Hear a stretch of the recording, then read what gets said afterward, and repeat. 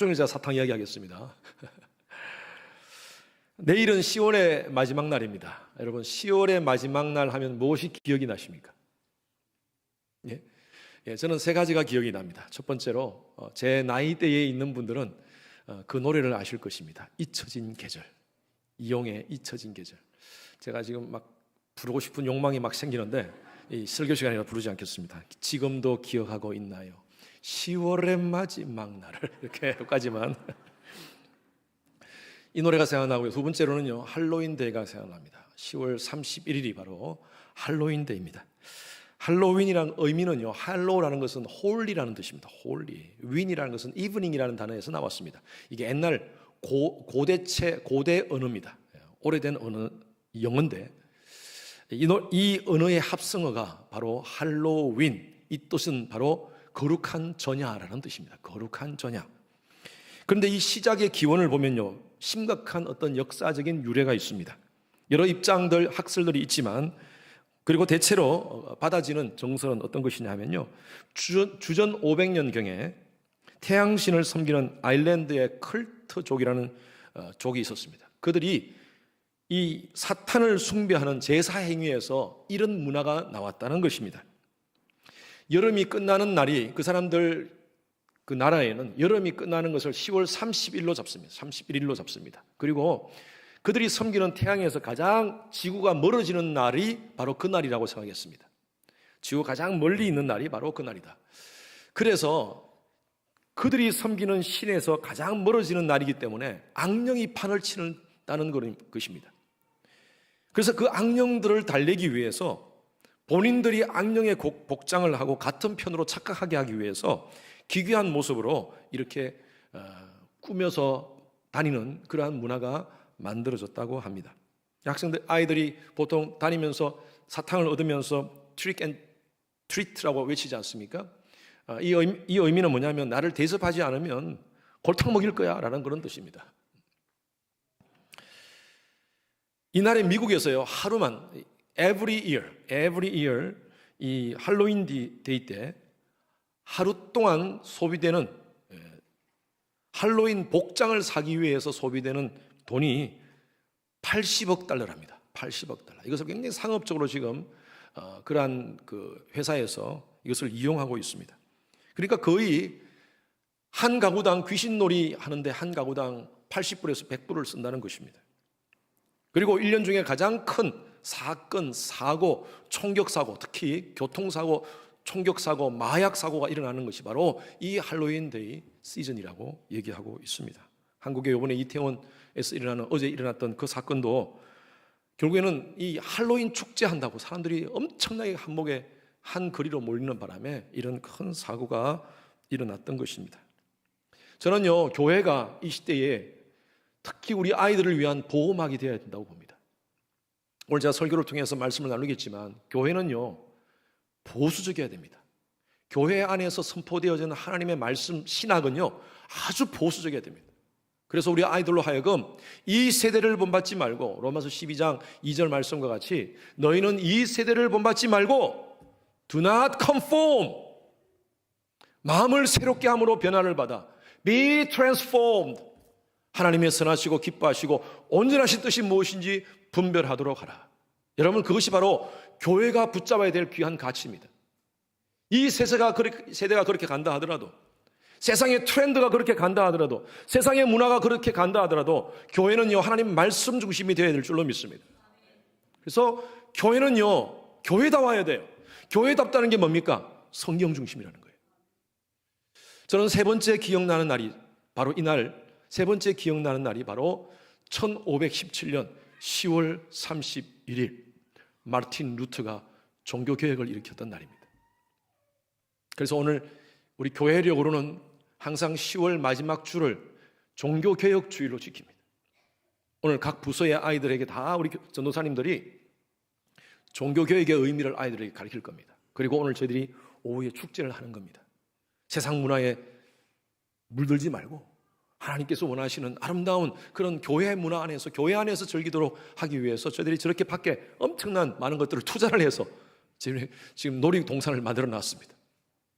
아이들이 이곳에서 즐기고 세상에 나가지 않도록. 여러분 정말 특히 내일은 조심해야 됩니다. 내일은요, 지금 할로윈 데이가 지금 거의 정상적으로 회복된 게 지금 한 4년 만에 지금 회복되는 거예요. 엄청난 많은 사람들이 쏟아져 나올 겁니다. 지금 한국의 이태원 같이. 그래서 가능하면 여러분 자녀들 밖으로 나가지 않도록 그렇게 주의를 해주시면 감사하겠습니다. 올해는요, 종교개혁 505주년입니다. 1500년대 중세 교회는 세속화되면서 교회로서의 정체성을 잃어버렸습니다. 성경 중심의 교회의 본질적 사명을 잃어버리고 교권주의, 물량주의, 세속주의에 빠져서 그 당시에 성 베드로 성당을 지으면서 교회에서 면죄부를 팝니다. 당신의 부모가 지금 연옥에 있습니다. 당신의 먼저 죽은 친구가, 친척이, 형제가 지금 연옥에 있습니다. 그 연옥에서 울고 있습니다. 당신이 빨리 이 면죄부를 사줘야지 그들은 천국 갈 수 있습니다. 할렐루야. 아무도 아멘 안 하시네. 잘하셨어요. 이런 가짜 얘기를 하면서 막 사람들을 현혹하는 거예요. 마르틴 루터가 수도사 아닙니까?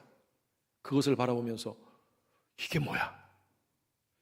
믿음을, 아니 천국을 면죄부로 살 수 있다는 것인가? 그게 성경에 어딨나?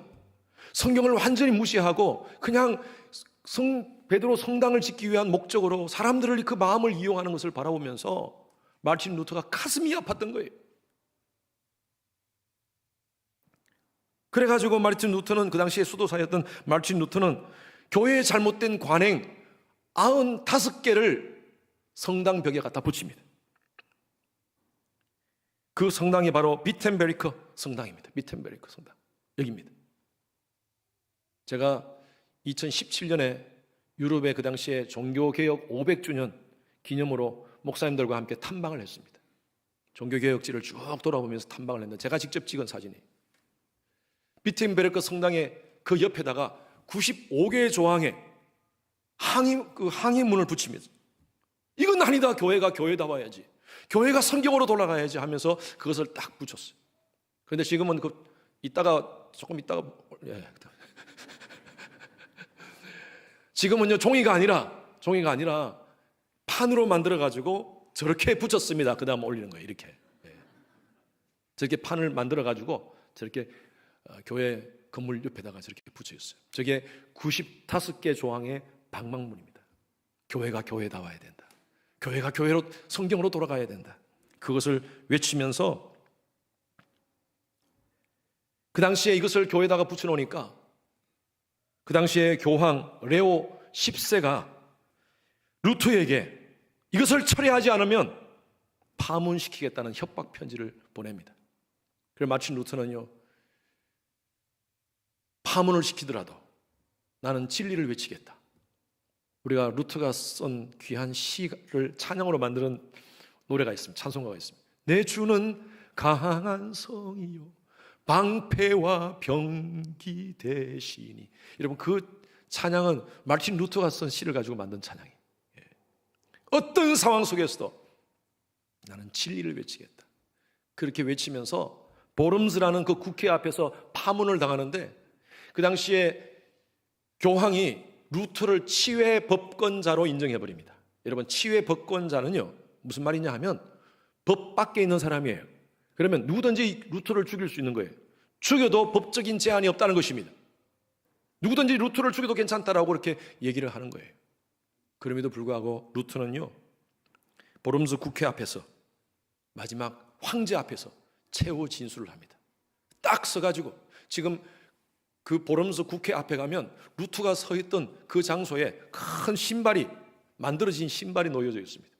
그곳에서 이렇게 외칩니다. 그 다음,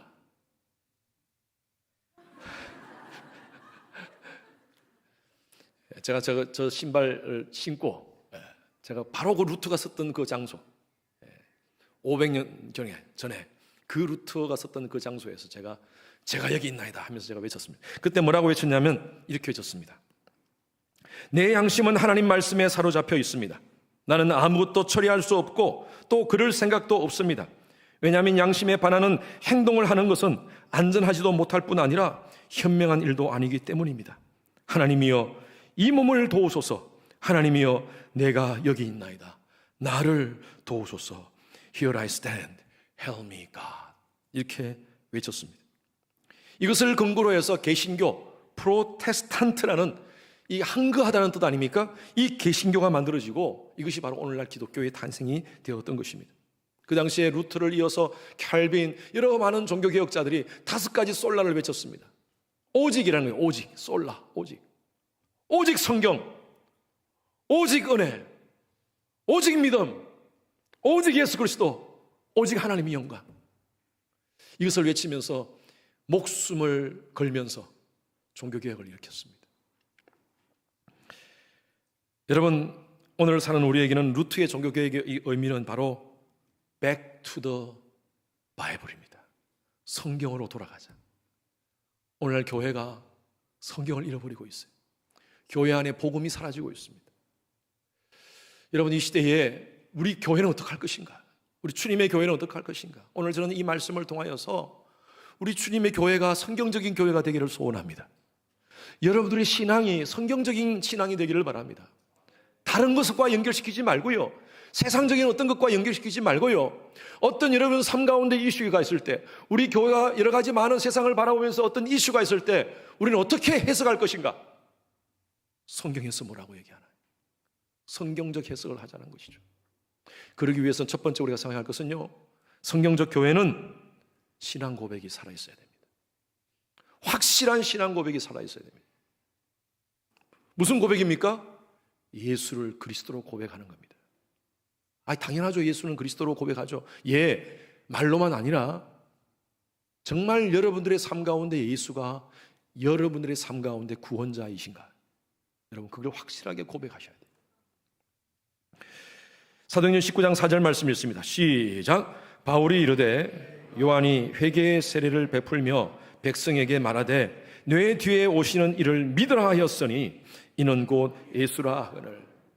BC 400년 전부터 이스라엘 백성들은 엄청난 고난을 당합니다. 가장 힘든 게 뭐였냐면, 우리가 성경적으로 봤을 때, 성경적 역사로 봤을 때 그때를 400년 침묵기라 그럽니다. 하나님이 말씀을 하시 않았어요. 말라기 이후에 하나님이 이스라엘 백성들에게 말씀하지 않으셨어요. 어떠한 선지자도 없었고요, 이스라엘 백성들은 그 시대가 엄청난 고난 가운데 있습니다. 바벨론의 포로로 끌려가고, 페르시아에 의해서, 바사에 의해서 포로 생활을 하고, 그리고 조금 사는가 싶었더니만 그리스가 와가지고 그리스가 그 지역을 점령하면서 그리스에서 엄청난 고난을 당합니다. 그 후에 로마가 지배를 합니다. 그 시기를 보내면서 이스라엘 백성들의 마음 가운데서는 간절히 사모했던 것이 바로 머사야, 우리를 구원할 자, 세상의 왕이 아니라, 인간의 왕이 아니라 진짜 우리를 구원할 자, 그 메시아를 간절히 기다리고 있었어요. 그런데 한 사람이 나타났어요. 보통 사람하고 달라요. 금욕주의자예요. 그리고 들판에서 삽니다. 그리고 외칩니다. 세례를 외칩니다. 회개하라, 회개하라 하면서 외칩니다. 그리고 많은 사람들이 그 밑에서 세례를 받습니다. 사람들이 깨닫습니다. 이 사람이 메시아구나, 이 사람이 메시아구나. 그 사람이 누구냐 하면 요한이었어요. 사람들이 많이 그를 향하여 요한을 추앙하면서 요한의 세례를 받습니다. 그러나 요한은 이렇게 얘기합니다. 내 뒤에 오시는 이를 믿으라. 내 뒤에 오시는 이를 믿으라. 나는 메시아가 아니야. 내 뒤에 오시는 이, 그가 누구라고요? 그가 바로 예수다. 예수가 바로 메시아다. 예수가 바로 그리스도다. 사도 바울이 말씀을 선포하면서 그 요한의 말을 인용한 겁니다. 바울이 이르되 요한이 회개의 세례를 베풀며 백성에게 말하되 내 뒤에 오시는 이를 믿으라 하였으니 이는 곧 예수라 하거늘. 요한이 그렇게 얘기했다는 거예요. 사도 바울의 메시지가 뭐냐면 바로 딱 한마디입니다. 예수는 그리스도다. 그리스도는요, 헬라 말이고 히브리 말로는 그리스도는 바로 머사야, 바로 구원자라는 거예요. 바로 우리가 기다렸던 그 메시아가 바로 예수라는 사실을, 그것을 계속 바울은 고백하면서 또 사람들에게 말씀을 선포하고 있습니다. 교회를 오래 다녔더라도 예수를 그리스도라고 고백하지 못하는 분들이 계세요. 교회에서 세례받았다더라도 이 당시에 사람들이 요한의 세례를 받으면 구원받은 줄 알았어요. 사도 바울이 잘못됐다고 얘기하는 거예요. 그거 아니야. 요한의 세례를 받아야 하는 것이 아니라 예수를 그리스도로 믿고 성령 세례를 받으라고 얘기하고 있습니다. 그래야지 구원받는다는 거예요. 오늘날 많은 사람들이 세례 받았다고 해서 구원받았다고 착각하시는 분들이 계십니다. 여러분, 아니에요. 세례는요, 구원의 징표고 표징입니다. 구원받은 자들은 세례를 통하여 내가 구원받았음을 내가 사는 사람들 앞에 인정받는 거예요. 예수는 우리가 구원을 어떻게 받습니까? 예수를 믿음으로 말미암아 받는 거예요. 세례를 받음으로 구원받는 거 아닙니다. 오늘날 많은 사람들이 세례 받았다고 해서 구원받았다고 착각하는 분들이 있어요. 그렇지 않아요. 여러분, 예수를 믿으셔야 됩니다. 그러면 예수를 믿는다는 말이 무슨 말이냐? 여러분 삶 가운데 여러분의 삶의 왕을 예수로 인정한다는 거예요. 예수께 여러분들의 삶을 surrender 하는 것입니다. 굴복하는 거예요. 그게 바로 예수 믿는다는 거예요.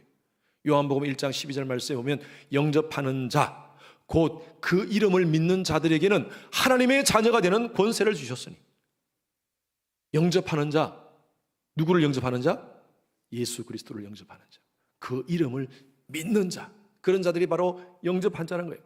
그런 자들이 바로 하나님의 자녀가 되었다는 것입니다. 예수님께서 가이사라 빌립보 지역을 지나가시다가 제자들에게 두 가지 질문을 합니다. 첫 번째 질문은 이겁니다. 사람들은 나를 누구라 하느냐? 그 당시에 제자들이 얘기합니다. 세례 요한이라 그럽니다. 더러는 엘리야라 그럽니다. 더러는 에레미야 같은 그런 선지자 중에 한 사람이라고 얘기를 합니다. 여러분, 이 질문은 굉장히 중요한 질문이에요. 사람들이 예수를 누구라 하느냐예요.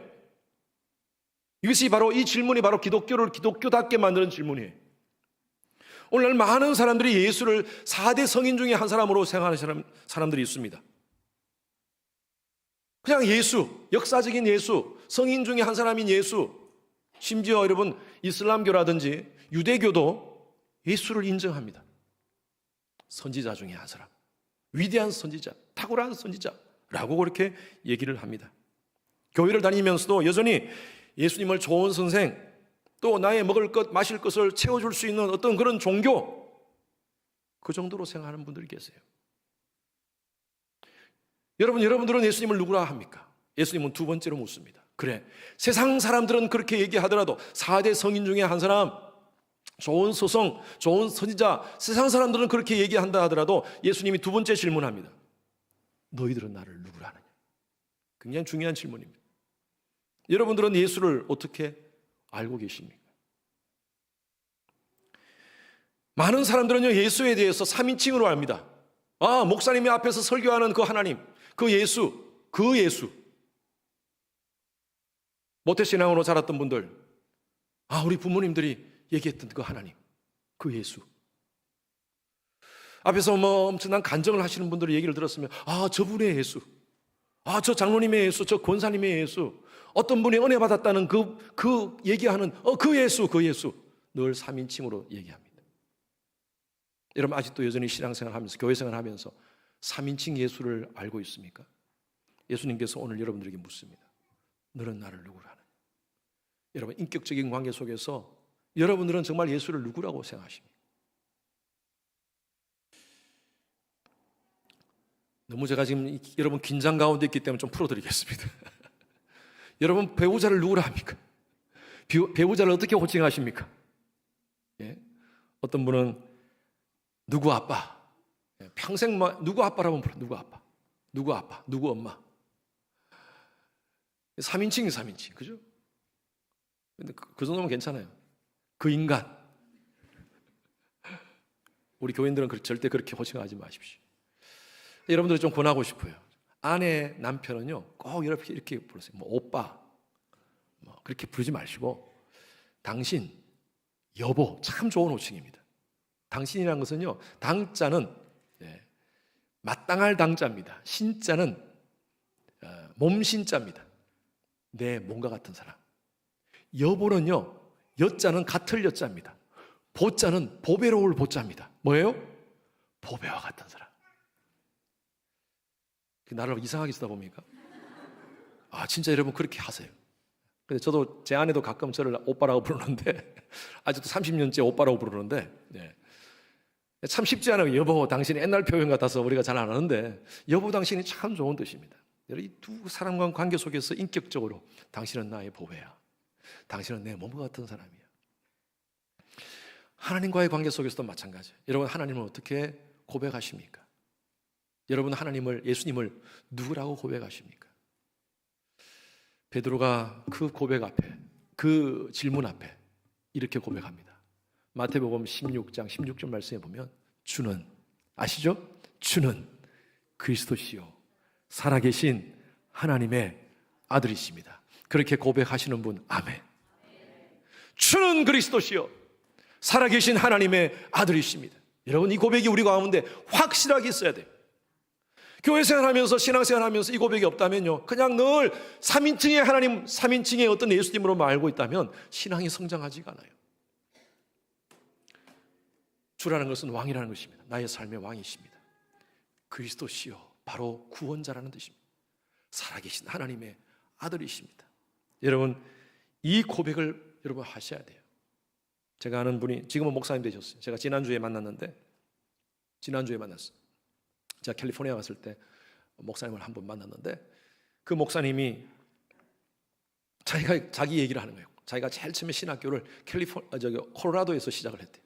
콜로라도에 신학교를 갔는데 자기가 그때 너무 은혜를 받아가 뜨거워가지고 내가 어디라도 빨리 그 당시에 콜로라도 살 때 어디라도 가서 내가 신학 공부를 해야겠다. 덴버의 어느 신학교를 갔대. 그래서 등록을 해놓고 가슴이 뜨거워가지고 정말 성령 충만함으로 열심히 공부를 하는데 교수가 와가지고 질문을 하더래. 자, 이 시간 예수를 그리스도라고 믿는 사람 손들어 하니까 손 들었어요. 제일 앞에 앉았어요. 이 사람이 손 들었어요. 손는데 교수가 자기를 딱 쳐다보더라고요. 근데 알고 보니까 자기 혼자만 손 드는 거예요. 뒤에 보니까 아무도 손 안 들었어요. 너 아직도 예수가 그리스도라고 믿나? 너는 우리 신학교 못 다니겠어. 우리 신학교를 안 다녔으면 좋겠다. 그렇게 얘기를 했대. 그래가지고 그 신학교를 나왔다는 겁니다. 알고 보니까 자유주의 신학교예요. 예수를 그리스도라고 인정하지 않아요. 성경에 나오는 많은 하나님의 말씀들을 가운데 미스, 신화들이 많다라고 얘기합니다. 여러분 그렇게 가르치는 신학교가 있어요. 여러분 오늘날 많은 사람들이 그렇게 신앙하는 사람들이 있습니다. 꼭 예수를 통하여서 구원받나? 다른 종교를 통해서도 우리가 구원받을 수 있다. 기독교를 통한 그런 구원이 아니라 다른 종교도 구원을 받을 수 있다라고 그렇게 얘기를 합니다. 기독교가 독선적이라도 배타적이라고 얘기를 하더라도 여러분 우리는 분명히 지킬 수 있는 진리, 바로 예수가 그리스도임을 우리는 분명히 고백해야 됩니다. 이 외에는 구원의 길이 없기 때문입니다. 예수 외에는. 여러분 오늘 이 시대가 인본주의와 이 당시에 지금 이 가이사라 빌립보 지역은 바로 황제 논리로 판을 치는 사회였습니다. 왜? 이름 자체가 그렇지 않습니까? 가이사라, 그 당시에 왕 가이사 빌립보 지역이었어요. 이름 자체가 가이사라 빌립보, 그곳에는 황제의 신상이 있으면서 그 도시는 황제의 논리로 운영되는 도시였어요. 황제를 최고의 왕으로, 최고의 신으로 경배하는 곳이었어요. 그곳에서 베드로가 정말 중요한 고백을 하는 거예요. 주는 황제가 아니라 바로 예수 그리스도십니다. 당신은 바로 그리스도십니다. 여러분 어쩌면 오늘 이 시대가 바로 가이사라 빌립보 같은 지역입니다. 세상은요 하나님 없어도 살 수 있다, 무신론을 주장하고 하나님이 없다라고 얘기하고 반신론을 얘기합니다. 대적한 하나님에 대해서 하나님 살아도 상관없다, 인간은 인간 스스로의 삶을 살아야 된다 라고 이렇게 얘기하면서 그렇게 외치는 이 시대입니다. 이 시대 속에 주는 그리스도시요 살아계신 하나님의 아들이십니다 라고 고백하는 것이 여러분 쉽지 않습니다. 몸부림을 치셔야 됩니다. 예수님께서 베드로의 그 고백을 듣고 이렇게 말씀하십니다. 마태복음 16장 18절 말씀 다 같이 시작. 또 내가 네게 이르노니 너는 베드로라, 내가 이 반석 위에 내 교회를 세우리니 음부의 권세가 이기지 못하리라. 이 반석은 바로 베드로가 고백한 그 고백입니다. 말씀을 근거로 해서 고백한 그 고백 위에 내 교회를 세우겠다 그랬어요. 여러분 교회는요 예수님의 교회입니다. 교회가 사람에 의해 세워지면 안 됩니다. 목사 위에 세워지면 안 돼요. 교회는요, 교회의 주인은요, 바로 예수 그리스도이신 줄로 믿습니다. 주님께서 말씀하신 이유가 바로 이거예요. 내가 그 반석 같은 고백 위에 내 교회를 세우겠다. 다른 말로 하면 교회는 확실한 신앙 고백, 베드로가 고백했던 이 고백 위에 세워지는 것이 바로 진짜 교회라는 거예요. 오늘날 이 교회 안에 이 고백이 희미해져요. 그래가지고 온갖 세상적인 그런 이상한 사상들이 교회 안으로 들어오기 시작합니다. 보세요. 내가 이 반석 위에 내 교회를 세우리니, 반석 위에 세워진, 말씀 위에 세워진, 이 분명히 확실하게 예수님을 그리스도라고 고백하는 이 고백 위에 세워진 이 교회는, 그 다음 말씀이 뭐예요? 음부의 권세가 이기지 못한다 그랬어요. 세속적인 물이 들어오지 못한다는 거예요. 반대로 이 반석 위에 세워지지 않는 교회라면 교회 안에 엄청난 세속적인 물길이 들어온다는 것입니다. 여러분, 교회는요, 제가 아까 말씀드린 대로 보수적이어야 됩니다. 저는 제 신학은 굉장히 보수적입니다. 여러분, 교회 안에 오늘날 자꾸 문을 열어놔요. 여러 가지, 이거 어때서, 저거 어때서. 아니, 세상적인 트렌드가 이렇게 가고 있는데, 요즘 종교들도 다 다양한 종교들이 있고, 그들을 제가 설교 때 말씀드렸지 않습니까? 다양한 종교들이 있고 그들을 다 좀 포용해야 되지 않느냐? 왜 기독교가 이렇게 독선적이냐? 관용적으로 좀 다 품자. 그렇게 하는 교단들이 있어요. 그래가지고 이것저것들이 다 들어옵니다. 그래가지고 교회 안에서 뭐 다른 종교에 있는 분이 여기 와가지고 설법도 하십니다. 설법. 교회에서 설법하는 그런 교회도 있습니다. 온갖 잡종막 가치관이 이쪽으로 다 섞여져 있어요. 여러분, 하나님 말씀 위에 세워지지 않은 교회는요, 음부의 권세가 침투합니다. 교회를 무너뜨려요. 그런 교회들은 다 넘어갑니다. 다 무너집니다. 왜 동성애를 우리가 받아들이지 못합니까? 교회 안에서. 예, 그렇게 얘기하시는 분들이 있어요. 목사님, 동성애자들 사랑해야 되지 않습니까? 예, 맞습니다. 사랑해야 됩니다. 동성애 하는 사람들 사랑해야 됩니다. 살인한 사람들, 여러분, 살인자들 사랑해야 됩니다. 간음을 저질렀더라도 그들을 사랑해야 됩니다. 그들을 우리가 품어야 됩니다. 예수의 사랑으로 품어야 됩니다. 그러나 살인죄를 우리가 교회 안에서 인정할 수 없어요. 똑같잖아요. 간음죄 오케이, 괜찮아 해도 된다 얘기할 수 없잖아요. 마찬가지로 동성애도 마찬가지입니다. 우리가 그들은 사랑해야 되지만 동성애 죄 자체는 인정할 수 없어요. 그 근거가 뭡니까? 하나님 말씀이에요. 하나님 말씀이에요. 여러분, 하나님 말씀 위에 교회가 세워지지 않으면 교회는 세속화될 수밖에 없어요. 그리고 1500년 전 이전에 그 중세교회와 같은 그런 교회로 타락한다는 것입니다. 제가 2017년도에 유럽에 갔을 때 목사님들하고 같이 식사를 하는데 어느 장소에 식사를 했어요. 근데 좀 높은 장소고 아주 굉장히 좋더라고요. 안에 시설물도 좋고. 그래서 밥을 먹고 있는데 어느 목사님이 여기 장소 어딘 줄 아세요? 어딥니까? 옛날에 교회였습니다. 교회가 식당으로 팔린 거예요. 보니까 스테인글라스들이 다 있고요. 그리고 우리가 패스트럴 그룹이라 그러니까 높은 곳으로 안내를 했는데 바로 거기가 어디냐면 포리엄 여기 있는데 강대상에 테이블을 있더라고요. 거기로 우리를 안내를 했더라고요. 보니까 유럽의 교회들이 다 그렇게 되고 있어요. 그 이유가 뭐냐면 세속화 때문입니다. 세속화. 말씀이 무너졌어요. 지금 여러분, 심각합니다. 우리 자녀들 이 세속화되는 이 세속주의 문화 속에서 우리 자녀들을 보호해야 돼요. 보호할 수 있는 곳은요, 저는 그렇게 봐요. 세상의 문화, 여러분 학교에서 보호할 수 없습니다. 교회가 보호해야 돼요. 교회가. 그래서 여러분들 자녀들을 정말 말씀으로 훈련시키는 것, 이 아이들의 삶의 가치관이 말씀 위에 세워지도록 하는 것이 바로 교회도 노력해야 되고 여러분 부모님들도 노력하셔야 돼요. 교회는요, 주님이 주인 되는 곳입니다. 아멘입니까? 사람 위에 세워지는 교회는 아닙니다. 이 조커입니다, 여러분. 예수님께서 성도들이 오면요, 천국에 오면 예수님이 뻘떡 일어나가지고 환영한답니다. 보좌에서 일어나셔가지고 그렇게 기뻐하신답니다. 아, 당신 왔구나. 아무개 왔구나. 아무개 집사 왔구나. 아무개 장로 왔구나. 예수님께서 그렇게 환영하신대요. 그런데 어떤 사람이 왔는데 예수님이 전혀 환영을 안 하시고 딱 앉아 움직이지 않으시는 거예요. 그래서 옆에 사람이 물었어요. 예수님, 저분은요, 저기 있을 때 아주 큰 교회에서 유명한 목사님이십니다. 아주 많은 일들을 하신 분이십니다. 엄청난 많은 일들을 하신 분이세요. 라고 예수님께 얘기하니까, 그러면서 예수님 왜 안 일어서십니까? 하니까, 내가 일어나면 저 사람한테 자리 뺏겨. 큰 자리, 높은 자리, 권세, 명예, 그런 것을 좋아하는 목사들을 이렇게 생각하면서 아마 만들어진 그런 유머 같아요. 그래요. 목사뿐만 아니라 누구도 마찬가지입니다. 여러분, 우리는 늘 생각해야 될 것은 교회의 주인은 바로 예수님이시다. 여러분, 말씀 위에 세워진 교회, 말씀 위에 세워진 여러분 신앙, 여러분 신앙 고백 위에, 확실한 신앙 고백 위에 세워지는 여러분 신앙 되시기를 주님 이름으로 축원합니다. 두 번째는요, 성경적 교회는요, 말씀이 살아있어야 됩니다.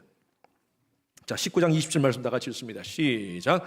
이와 같이 주의 말씀이 힘이 있어 흥왕하여 세력을 얻으니라. 사도 바울이 말씀을 선포할 때 그 말씀이, 여기 흥왕이라는 말이 영어 성경에는 spread widely라고 표현되어 있어요.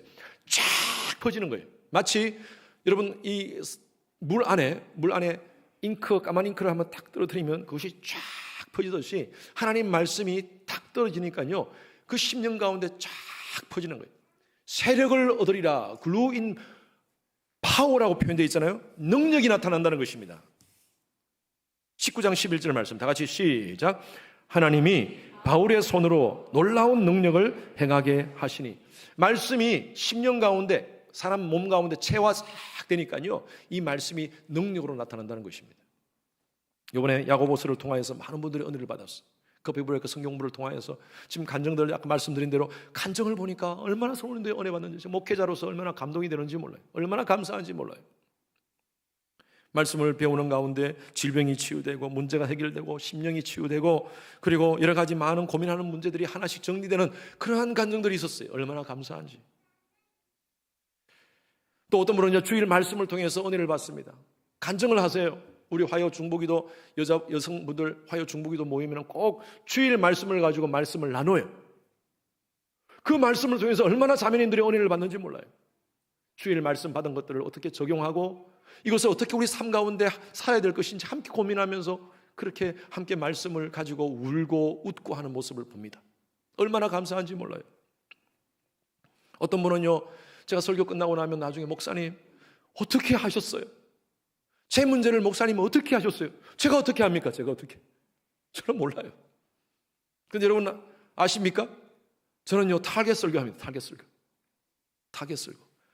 여러분 각자 한 사람 한 사람을 향하여 저는 타겟 설교합니다. 제가 하는 것이 아니라 성령께서 하세요. 저는 몰라요. 그런데 같은 말씀이 선포되는데 각자 찔리는 것이 달라요. 어떤 분은 자신의 잘못된 죄에 대한 문제를 하나님께서 건드리시고, 어떤 분들은 정말 힘들고 어려운데 하나님 그 말씀으로 위로해 주시고, 이런 말씀이 신비해요. 목사님 찔렸어요. 찔려서 내가 회개했어요. 내가 그 말씀을 통해서 변화받으려고 몸부림치고 있어요. 그런 고백을 할 때 얼마나 제 마음이 기쁜지 몰라요. 과거에는요, 목사님 나를 타겟하시는구나 하면서 삐지는 분이 계셨어요.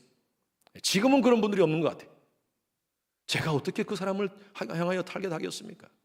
성령께서 하시는 거예요. 성령께서. 하나님 말씀 보십시오. 히브리서 4장 12절 말씀 딱 크게 읽습니다. 시작. 하나님의 말씀은 살아있고 활력이 있어 좌우의 날선 어떤 검보다도 예리하여 혼과 영과 및 골수관과 골수를 찔러 쪼개기까지 하며 또 마음의 생각과 뜻을 판단하나니. 하나님은 다 우리를 보고 계십니다. 그리고 우리의 심령의 문제들을 하나님은 다 알고 계십니다. 그걸 건드리는 거예요. 이런 말씀의 시간은요, 여러분 하나님 앞에 들키는 시간입니다. 때로는 부끄러워요. 때로는 아파요. 아까 우리 김지영 집사님이 고백했던 것 같이 정말 아파요. 부담이 돼. 그 말씀이. 여러분 말씀이 부담이 돼야 돼요. 말씀을 받는데 아무 게 없어. 아무 감동이 없어. 그렇다면요, 어쩌면 종교의 껍질만 툭툭 붙여놓은 거예요. 계속 1년, 2년, 10년, 20년 동안 종교의 껍질만 붙다 보니까 이제는요 감각이 없어. 하나님의 말씀이 칼과 같이 창과 같이 우리 마음을 폐부를 찌르는데, 우리의 잘못된 부분을 찌르는데 감각이 없어. 그리고 그냥 신앙생활이 아니라 종교 생활에 익숙해져 있어. 여러분, 그렇다면요, 우리는 병든 겁니다. 병든 거예요. 하나님 말씀을 받는데 찔림이 있고 감동이 있고, 내 마음 가운데 어떻게 살 것인지 하나님 앞에 몸부림치고, 근데 찔림이 있는데 그 말씀 앞에서, 내가 주님 앞에서 내가 회개하고 고쳐지지 않으면 자꾸 바리새인들과 같이 여러분 위선의 뚜껑 껍데기만 덮는 거예요. 벗겨내야 돼요. 벗겨내셔야 돼요. 병들어가는 사람들, 영적으로 병들어가는 사람은요, 늘 변명만 합니다. 내가 다른 사람을 비난하고 비판하고 원망하고 부정적인 생각을 가지는 이유를 나의 문제가 아니라 다른 사람의 문제로 자꾸 생각하는 거예요. 말씀은 내게 적용해야 돼요. 내게 적용해야 돼요. 그런데 다른 사람에게 적용해요. 그리고 내가 찔리시면 내가 변화받아야 돼요. 근데 내가 안 변화받아. 오히려 말씀을 전하는 목회자를 비판하고 다른 사람을 비판하고, 다른 사람이 문제라고 해서 내 탓은 아니야, 남 탓이야. 여러분, 병 들어가는 이유입니다. 어쩌면 병이 걸렸어요. 이거 주님 앞에 내놔야 돼요. 회개하셔야 돼요. 갈라디아서 5장 21절 말씀 보십시오. 다 같이 시작. 투기와 술 취함과 방탕함과 또 그와 같은 것들이라 전에 너희에게 경고한 것 같이 경계하노니 이런 일을 하는 자들은 하나님의 나라를 유업으로 받지 못할 것이요. 여러분, 여기서 말씀하는 하나님의 나라는요, 하나님의 통치를 경험하는 삶입니다. 하나님의 나라, 천국은 죽어서만 가는 곳이 천국이 아닙니다. 물론 우리는 죽어서 천국 갑니다. 영원한 하나님의 통치가 있는 곳으로 가게 됩니다. 그러나 이 땅에서도 하나님의 통치를 누려야 되는 거예요. 그리스도인의 삶은. 그러기 위해서는 투기와 술 취함과 방탕함과 이런 것들을 여러분 정리하셔야 돼요. 이거 정리하지 않고 여전히 다른 사람 비판하고 원망하고 투기하고 또 잘못된 세상적인 습관, 세속적인 습관 가운데 있으면서 교회만 다니면 뜨덕뜨덕 껍데기만 붙어놓는 거예요. 말씀이 찔리는데도 이제 찔리지도 않아. 오히려 이 속에 악한 마음이 자꾸 생기는 거예요. 사탄은요, 그렇게 살도록, 그렇게 교회 생활 하도록 붙들어 매려고 그래요. 그냥 계속 교회에 그저 출석만 한다고, 교회에 직분 받았다고 사탄이 우리 알아주는 거 아닙니다. 사탄은요, 그 껍데기 속에 살기를 원합니다. 껍질 속에 그냥 딱 있기를 원해요. 그리고 모든 문제는 내 탓이 아니고 남 탓으로 돌리도록 만들어요. 나는 변화받지 않고 오히려 변화받는 사람을 향하여 손가락질하고. 여러분, 죄에서 떠나는 몸부림이 필요합니다. 말씀은요, 여러분 스스로를 지금 찌르고 있어요. 이 말씀, 우리의 혼과 영과 관절, 골수를 찌르는, 또 우리의 마음의 생각까지 다 판단하고 계십니다. 이 말씀 앞에 여러분 완전히 여러분 자신이 무릎 꿇기를 바랍니다. 아멘? 완전히 엎드리기를 바랍니다. 그래야지 주일 말씀 때마다 내 심령이 새로워져요. 성령의 놀라운 역사가 나타나게 될 줄로 믿습니다. 여러분 삶 가운데 엄청난 그런 기적도 경험하게 될 줄로 믿습니다. 여러분, 우리 심령 가운데 예수의 십자가에 이 놀라운 피 묻은 복음이 있는 줄로 믿습니다. 여러분, 이건요 공짜로 주어진 것 같지만 값싼 것이 아닙니다. 하나님이 공짜로 주셨어요. 근데 값싼 것이 아니에요. cheap grace로 인정하지 마십시오. 이 엄청난 십자가의 보혈을 내가 경험했다면 여러분 이제는 정리하셔야 돼요. 이제 주님 앞에, 진짜 말씀 앞에 우리 자신을 다 내어놓고 우리의 패부를 드러내고 도려내고 하는 그런 몸부림이 있는 여러분 되시길 주님의 이름으로 축원합니다. 오늘날 많은 교회가 죽어가고 있습니다. 교회의 십자가 복음이 사라져가고 있어요. 그러다 보니까 가정이 붕괴되고 이 시대가 붕괴되는 거예요. 여러분, 교회는 이 시대에 책임이 있습니다. 여러분, 이 시대가 왜 이렇게 무너지고 있습니까? 도덕이 무너지고 윤리가 무너지고 사람들이 잘못된 사상으로 완전히 범벅되어 있고, 젊은이들은 어떻게 할지 몰라가지고 무엇을 붙잡고 살아야 될지, 어떤 가치를 가지고 살아야 될지, 어떤 목적으로 살아야 될지 모르고 방황하고 있습니다. 여러분, 이 시대에 교회가 방향을 제시해 줘야 돼요. 교회가 성경에 떠나게 되면요 시대가 무너집니다. 역사적으로 보면 그래요. 그래서 다시 교회 성경으로 돌아가야 돼요. 교회가 저는 우리 교회가 가장 성경적인 교회가 되었으면 좋겠어요. 많은 사람들이 모이고 많은 건물을, 엄청난 큰 건물을 가지고 있다 하더라도 성경적 교회의 본질이 퇴색되면요, 중세 교회하고 똑같이 됩니다. 여러분, 이제 우리 교회도 오늘 이 시대에도 새로운 뉴 리포메이션이 필요합니다. 다시 종교개혁이 필요해요. 우리 주님의 교회는 말씀이 흥하는 교회가 되기를 바랍니다. 신앙 고백이 살아있는 교회가 되기를 바랍니다. 말씀이 살아서 여러분 심령 가운데 역사하는 교회가 되기를 바랍니다. 하나님 백성답게 헛된 생활 속에서 정리합시다. 오늘 종교개혁주일날 단순히 그냥 하나의 어떤 종교개혁의 날이라고 그렇게 생각하지 마시고 여러분 심령을 개혁할 것을 한번 생각해 보시기 바랍니다. 성경을 읽지 않는 분들은 성경을 말씀을 읽는 것으로 한번 개혁해 보시기 바랍니다. 기도하지 않는 분들은 기도하는 것으로 한번 개혁해 보시기 바랍니다. 다른 사람을 섬기고 사랑하지 않는 분들은 한번 그들을 사랑하고 용서하는 것으로 여러분 심령을 한번 개혁해 보시길 바랍니다. 주중예배에 참여하지 않는 분들은 정말 주중예배에 참여하여서 한번 내 심령을 한번 개혁해 보시기 바랍니다. 개혁교회는 항상 개혁되어야 됩니다. 항상 개혁하시는 우리 귀한 성도님들 되시기를, 우리 교회 되기를 주님의 이름으로 축원합니다.